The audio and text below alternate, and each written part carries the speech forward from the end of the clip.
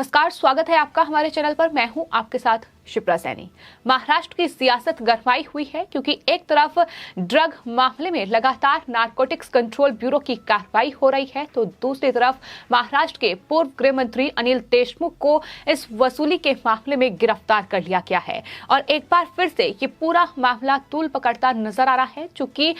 मुंबई के पूर्व police commissioner Paramvir Singh, जिन्होंने उद्धव ठाकरे को चिट्ठी लिखकर अनिल देशमुख पर ये गंभीर आरोप लगाए थे, 100 करोड़ रुपए की हर महीने वसूली कर रहे हैं अनिल देशमुख, ये उनकी तरफ से कहा गया था। और इस पूरे मामले में फिलहाल जांच चल रही है, लेकिन परमवीर सिंह सामने नहीं आ रहे हैं। उन्होंने कोर्ट में ये कहा है कि उनकी जान को खतरा है और वो चाहते हैं कि सीबीआई इस पूरे मामले की तफ्तीश करे। लेकिन आपको बता दें, इस पूरे मामले को लेकर महाराष्ट्र सरकार के द्वारा भी इन आरोपों की सत्यता की जांच के लिए एक आयोग का गठन किया गया है, एक सदस्य न्याय आयोग, जिसमें केयू चांदीवाल, जो कि रिटायर्ड जज हैं, उनके सामने इस पूरे मामले की जांच हो रही है। लेकिन अब आपको बता दें, परमवीर सिंह के वकील ने जांच आयोग से ये कहा है कि परमवीर सिंह ने जो आरोप अनिल देशमुख पर लगाए हैं वो महज सुनवाई सामग्री है। यानी अधिकारियों ने परमवीर सिंह को जो जानकारी दी,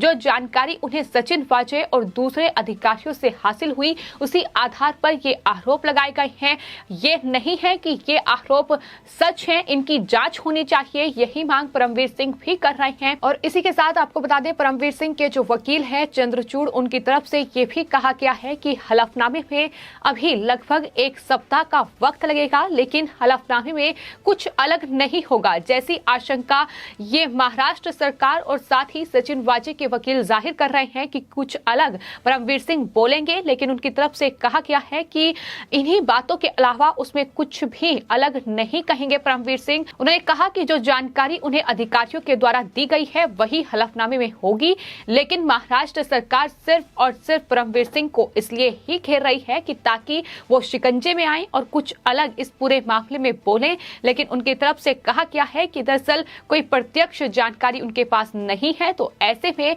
ये अनुमान ना लगाया जाए कि परमवीर सिंह अगर शिकंजे में आएंगे, अगर बॉक्स के अंदर आएंगे, तो वो कुछ अलग बोलेंगे। लेकिन हलफनामा वो एक हफ्ते के अंदर दायर करेंगे। जाहिर तौर पर महाराष्ट्र में जिस तरीके से वसूली का ये पूरा मामला सामने आया, महाराष्ट्र में एंटीलिया विस्फोटक केस हुआ, जिसके बाद सचिन वाजे, जो कि क्राइम यूनिट के अधिकारी थे, उन्हें मनसुख हिरेन मर्डर केस में गिरफ्तार किया गया। और सचिन वाजे ने एक के बाद एक कई खुलासे एनआईए कोर्ट में किए। और जब मुंबई पुलिस के इन अधिकारियों पर शिकंजा कसा गया, तो मुंबई के पूर्व पुलिस कमिश्नर परमवीर सिंह ने, बता दें कि मार्च 2020 में एक चिट्ठी उन्होंने उद्धव ठाकरे को लिखी, जिसमें उन्होंने ये आरोप लगाया कि बर्खास्त जो अधिकारी हैं सचिन वाजे और 2 दूसरे अधिकारियों को उनके लिए यानी अनिल देशमुख के लिए हर महीने बार मालिकों से अवैध रूप से 100 करोड़ रुपए वसूलने के लिए अनिल देशमुख ने कहा था। इस लेटर के आधार पर ही फिलहाल इस पूरे मामले में जांच चल रही है। एक तरफ सीबीआई इस पूरे मामले में जांच कर रही है, तो दूसरी तरफ ईडी ने अब अनिल देशमुख को गिरफ्तार कर लिया है। महाराष्ट्र के पूर्व गृह मंत्री अनिल देशमुख जेल में हैं, लेकिन महाराष्ट्र सरकार की कोशिश ये है कि अब अनिल देशमुख के बाद परमवीर सिंह भी जेल के अंदर जाएं, जिन्होंने अनिल देशमुख पर ये आरोप लगाए हैं। लेकिन इस पूरे मामले में परमवीर सिंह के जो वकील हैं, उन्होंने जांच आयोग को जो जानकारी दी है उसमें ये कहा है कि पूर्व गृह मंत्री अनिल देशमुख के खिलाफ उनके भ्रष्टाचार के आरोप महज सुनवाई सामग्री पर आधारित थे और इसलिए भले ही परमवीर सिंह ने गवाह के रूप में गवाही दी हो, लेकिन इसका कोई मूल्य नहीं हो सकता है। उन्होंने कहा है कि जो महाराष्ट्र सरकार चाह रही है कि परमवीर सिंह सामने आए, वो तमाम आरोपों में गवाही दें और बताएं कि आखिर क्यों उन्होंने ये आरोप लगाए हैं। तो उनकी वकील की ओर से ये साफ कहा गया है कि दरअसल परमवीर सिंह वही कहेंगे जो उन्होंने लेटर में कहा है, जो उन्होंने आरोप लगाए हैं वही उन्हें जानकारी है, वो भी जानकारी उन्हें तमाम दूसरे अधिकारियों से हासिल हुई है। ये उन्होंने खुद इस चीज की पड़ताल नहीं की है कि आरोप लगाए गए हैं जिसकी जांच होनी चाहिए। सिर्फ इतना ही उनके वकील की ओर से कहा गया है। तो परमवीर सिंह के वकील अभिनव चंद्रचूड़ ने साफ तौर पर जांच आयोग से ये कहा है कि प्रत्यक्ष जानकारी परमवीर सिंह के पास नहीं है। इसका अर्थ ये हुआ कि उनकी जानकारी महज सुनवाई पर आधारित है, यानी जो अधिकारियों ने उन्हें जानकारी दी है उनके वकील की ओर से ये कहा गया है कि महाराष्ट्र सरकार जो चाह रही है कि परमवीर सिंह कटघरे में आए, लेकिन इसका कोई मूल्य नहीं होगा कानून में, क्योंकि ये वही होगा जो किसी और ने उसे बताया था, इसलिए उनके पास बयान देने के लिए कुछ भी नहीं है।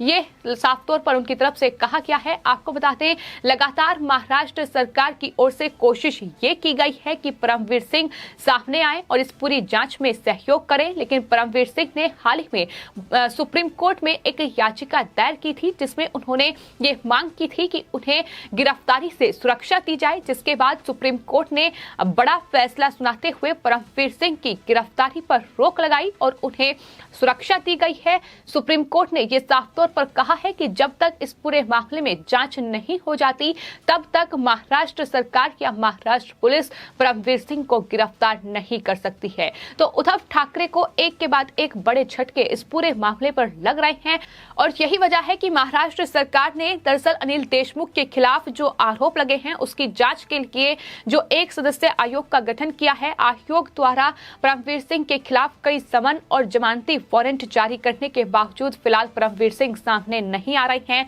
आयोग ने, आपको बता दें, परमवीर सिंह पर जून में 5,000 रुपये और 2 दूसरे मौके ऐसे आए हैं जब 25,000 रुपये का जुर्माना भी लगाया था। परमवीर सिंह ने अब, आपको बताते हैं, नवंबर में आयोग के सामने एक हलफनामा दायर कर कहा है कि वह इसके सामने पेश नहीं होना चाहते हैं, यानी वो नहीं चाहते हैं कि महाराष्ट्र सरकार के सामने वो पेश हों। उनकी तरफ से मांग ये की गई है कि इस पूरे मामले में सीबीआई जांच करे और वो सीबीआई के सामने आकर गवाही देंगे। सीबीआई को तमाम जानकारी इस पूरे मामले में वो देंगे, क्योंकि महाराष्ट्र सरकार उन पर पहले ही 6 जो मुकदमे हैं वो दर्ज कर चुकी है, 6 एफआईआर उन पर दर्ज हो चुकी है और उनकी जान को खतरा है, इसलिए वो सामने नहीं आएंगे। और जो महाराष्ट्र सरकार की ओर से परमवीर सिंह को भगोड़ा घोषित किया गया था, आपको बताते, वकील की ओर से उनके ये जानकारी सुप्रीम कोर्ट में दी गई थी कि परमवीर सिंह फिलहाल देश में ही है, वो कहीं भी देश छोड़कर नहीं भागे हैं और जब भी कोर्ट उन्हें बुलाएगी वो सामने आएंगे,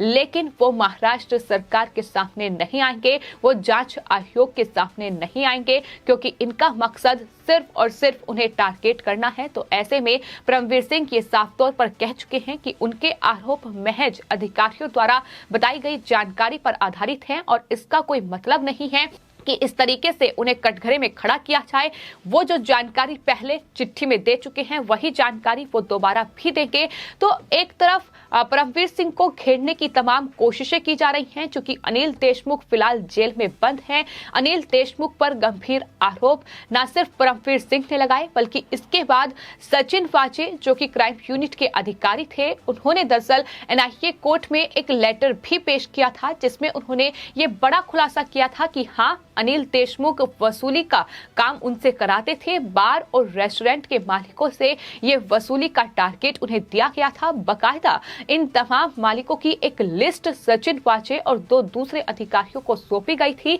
कि कहां से कितना पैसा वसूलना है और कहां ये पैसा पहुंचाना है। ये तमाम जानकारी जो है वो इन अधिकारियों के पास थी। तो कुल मिलाकर महाराष्ट्र सरकार यानी महाविकास आघाड़ी सरकार में महाराष्ट्र पुलिस का किस तरीके से इस्तेमाल किया जा रहा है, ये हर चीज सामने है और यही वजह है कि बीजेपी लगातार अब महाविकास आघाड़ी सरकार पर हमलावर है और जवाब मांग रही है। आखिर क्यों इस तरीके से सत्ता का दुरुपयोग किया जा रहा है, क्यों अपनी जेबें उद्धव ठाकरे सरकार भर रही है, जनता के लिए कोई काम क्यों नहीं हो रहा है, ये तमाम सवाल है जो फिलहाल जिसका जवाब बीजेपी भी लगातार मांग रही है। लेकिन महाराष्ट्र में वसूली का ये रैकेट कितना बड़ा है, इसका अंदाजा इसी बात से लगाया जा सकता है कि अनिल देशमुख पर महज ये 100 करोड़ रुपए हर महीने वसूली का आरोप लगा है। लेकिन अनिल देशमुख अकेले नहीं है, बल्कि महाविकास आघाड़ी सरकार में कई मंत्री और नेता ऐसे हैं जो इस तरीके से वसूली का जरिया उन्होंने निकाला हुआ है अपनी जेबें भरने के लिए। फिर चाहे वो अनिल परब हों जो कि ट्रांसपोर्ट मिनिस्टर हैं, इसके अलावा अजीत पवार जो कि उप मुख्यमंत्री हैं, बल्कि इसके अलावा एनसीपी नेता हसन मुशर्रफ से लेकर जितेंद्र आह्वाड जैसे नेता लगातार महाराष्ट्र में इस तरीके का भ्रष्टाचार कर रहे हैं, इस तरीके से वसूली कर रहे हैं और तमाम इन नेताओं को लेकर, इन भ्रष्ट नेताओं की लिस्ट को लेकर अब किरीट सोमैया हाल ही में दिल्ली पहुंचे थे। वहां उन्होंने सहकारी जो विभाग है, इसके अलावा जो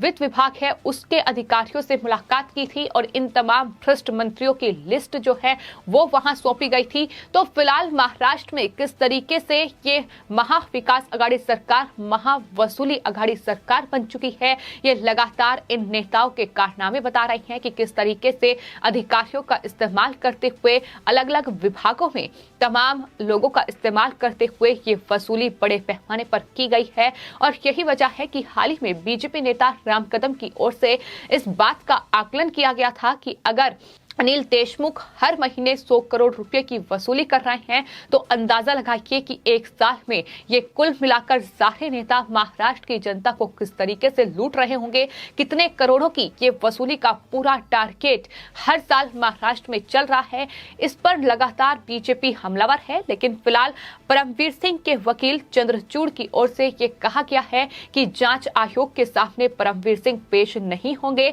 और जो महाराष्ट्र सरकार कोशिश में है कि परमवीर सिंह को किसी तरीके से टारगेट किया जाए, किसी तरीके से अब उन्हें जेल पहुंचाया जाए। उन्होंने कहा है कि परमवीर सिंह ने जो आरोप लगाए हैं वो महज अधिकारियों की सुनवाई पर हैं, जो अधिकारियों ने उन्हें जानकारी दी है और इन आरोपों की जांच होनी चाहिए। क्या सच है, क्या झूठ है, इसका खुलासा होना चाहिए। लेकिन फिलहाल आपको बताते हैं, अनिल देशमुख पर जो 100 करोड़ रुपए की वसूली का टारगेट का आरोप लगा है, उस पूरे मामले में ईडी ने जो जांच की है उसमें कई करोड़ रुपए का खुलासा पहले ही हो चुका है। और ऐसे में ऐसा नहीं है कि ये आरोप झूठे हैं। कहीं ना कहीं जो ईडी के सामने सबूत आ रहे हैं, जो लगातार छापेमारी हो रही है, उसमें कई ऐसी चीजें ईडी और सीबीआई को हाथ लगी हैं जिसमें ये संकेत मिलते हैं कि अनिल देशमुख वसूली के लिए ये पूरा काम कर रहे थे। चाहे अनिल देशमुख के करीबी संजीव पलांटे हो या दूसरे शख्स हो जिन्हें गिरफ्तार इस पूरे मामले में किया गया था, सीबीआई ने